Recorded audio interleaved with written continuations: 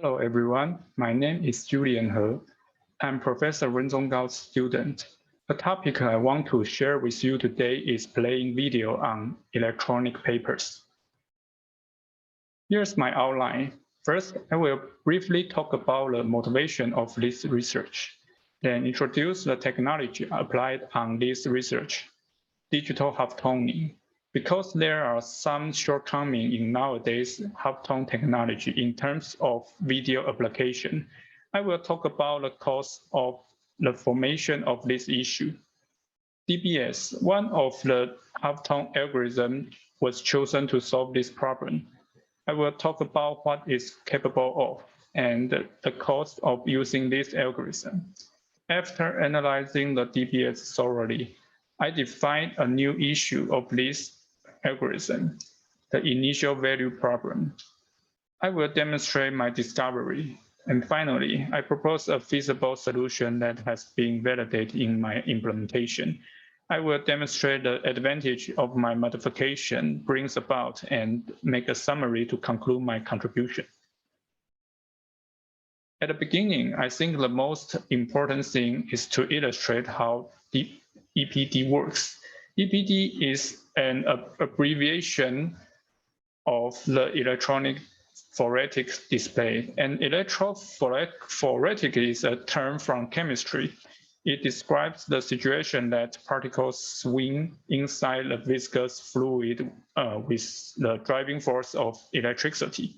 As you can see in the bottom right of the figure, this is the fundamental composition of EPD called microcapsule. What's inside a microcapsule is pigment carrying charge and which can be driven by electric field applied externally, while pigment carry negative charge and the black carry positive. The gray level we see on the EPD depends on the distribution of these two kinds of pigment inside the microcapsule.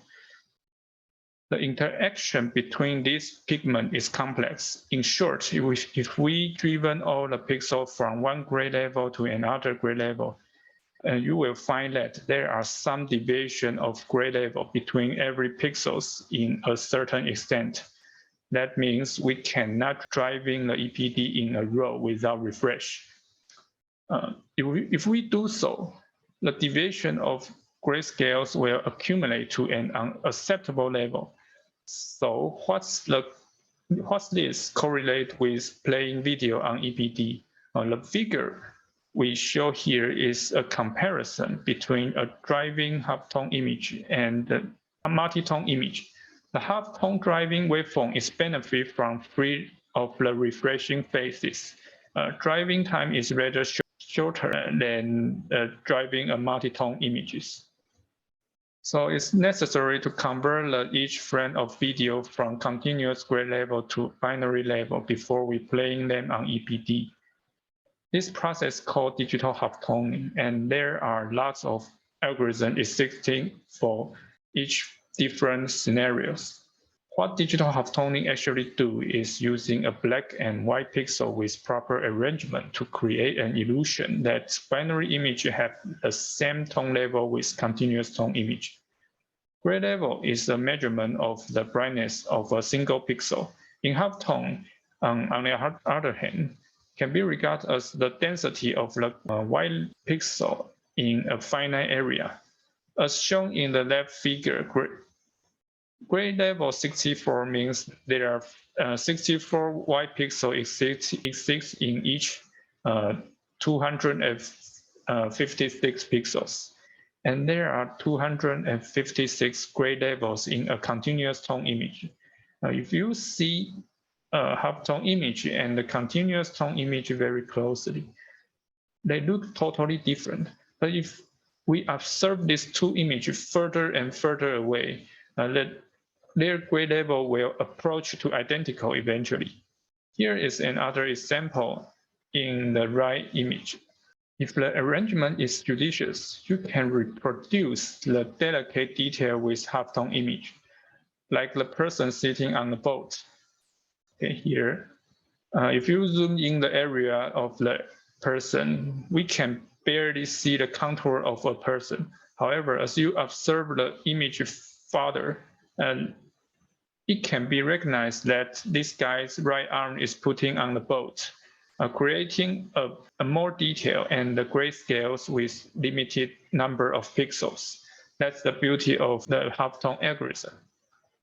Halftone has actually existed in our daily life already. For example, fax machine will transfer the scanned image to a halftone image for the purpose of compression, which is realistic because people usually fax text file to each other. Image area takes a small percentage comparatively. There's no need to use more than 1 bit to store a most binary data. The printer is another application of halftone. Rather than mixing pigment to target color for each single pixel, printer do the halftone process in each separate color channel, then overlap yellow, cyan, magenta, and the black halftone image layer by layer to render the image we want to print. As we can see the right image of the slide, under the microscope, the pigment in different color is covered in hierarchical way. That means distribution of each kind of pigment is processing separately. And unlike the idea of pixel in color display, printer doesn't focus on the color of any specific position should be, but using a binary distribution to create a continuous tone illusion. Okay. So based on the computational complexity of the algorithm, halftone algorithm can be categorized into 3 different kinds: the order dithering, error diffusion, and the direct binary search. And direct binary search is usually abbreviated as DBS. As you can see in the table below, each algorithm has sort of drawback. When it comes to video application, there's no perfect algorithm for the video application for now. Here I want to use a simple video to demonstrate the characteristic of this algorithm and the partial result of mine. Order dithering is the easiest algorithm to implement. It is free of flicker as well, but it suffers from low image quality. Error diffusion, on the other hand,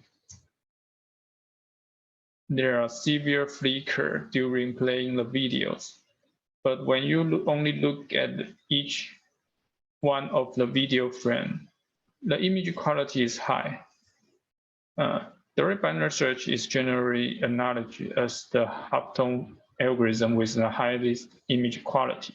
In video halftoning application, DBS can solve both flicker and image quality problems, but here comes another issue of the computational complexity. In fact, DBS is a time-consuming algorithm, which is executed in an iterative way. Without sufficient iterative time, we cannot acquire satisfying halftone images. That brought us to an intuitive question. Is there any chance that the lengthy converging process of DBS can be shortened in a way? The answer is yes. As you can see in the result of my implementation, under the same condition of single iteration time, the modified version of DBS, which I propose, is not only free of flicker, but retain the high quality of image at the same time. The robustness and efficiency of the algorithm proves it is a large progress of video halftoning. So the basic idea of DBS is using a predefined human visual model to simulate effective grayscale of the halftone image in a visual perception. In the implementation, it's a point spread function. Basically, we can make a trial change in each pixel and validate whether the change improves the fidelity of the halftone images through the human visual model. As shown in the example below, the pixel P5 is under the consideration after operates a low pass point spread function on the 2 possible states. The effective grayscale of each state can be compared with the target image of rendering. The closer one will retain in this iteration, then move on to the adjacent pixel P6. After several iterations, if there is no change of pixel value occur, the search is finished. But how DBS can be free from flicker and keep the high image quality at the same time? This idea was come up by Greg Guzman, which is simple and just using the last frame as the initial configuration for searching. If there is only tiny area change in frame sequences, the changing area will be corrected by DBS process, and the unchanged area are still the same. It is worth noting that we cannot control the differences between each frame. That means it's harder to get algorithm converge than usual. The inventor of this idea augmented a context switch to supervise the convergence progress of each time. If the iteration time exceeds a threshold number, the context switch will generate a random pattern in place of the old one, which is hard to converge. However, context switch mechanism will cause the flicker again. The flicker on DBS is actually not solved completely. The demand of the video application create a new issue which was never been studied before. I call it the initial value problem. To illustrate the point of the problem, we can see the figure in the right-hand side. It's an animation of a moving object sweeping off the scene.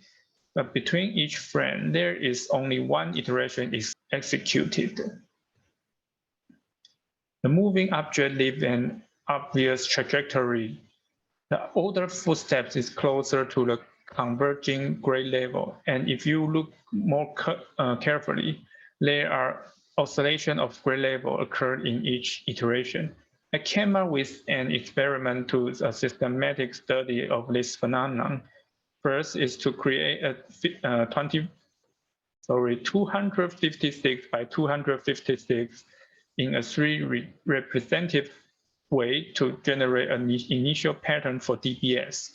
The transition between each grade level are tested exhaustively. The results are informative.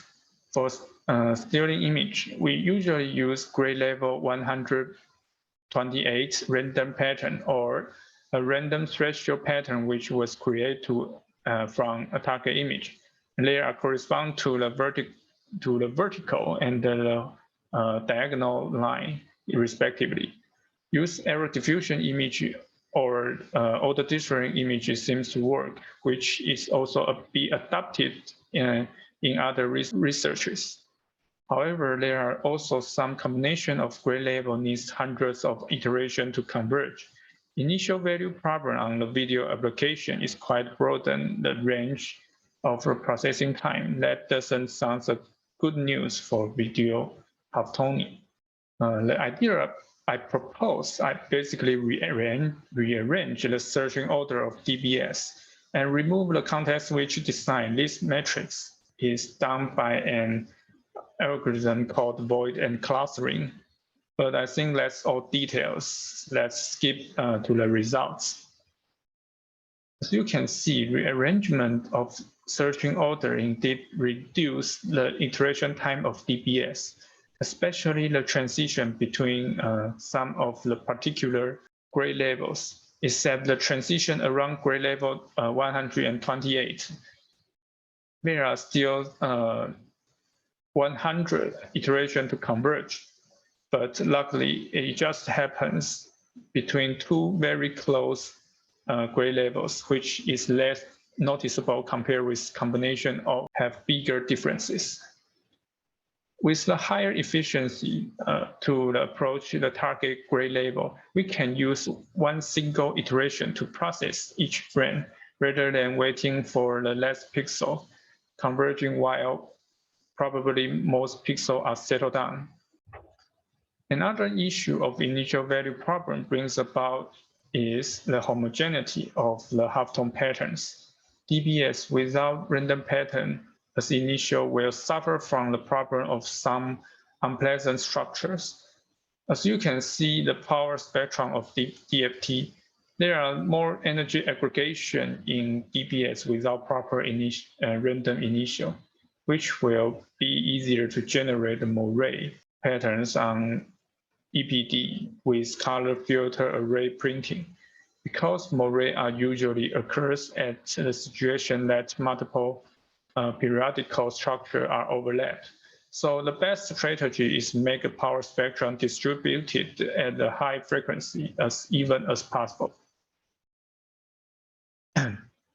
Under the infrastructure mentioned before, a table of the random number are added to reducing a number from 16 by 16 execution order table to further break the periodicity of the whole image. As you can see in the figure, even start a blank black initial, block DPS can attain a more homogeneous texture.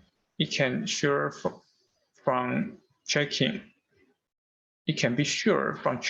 the anisotropy index here.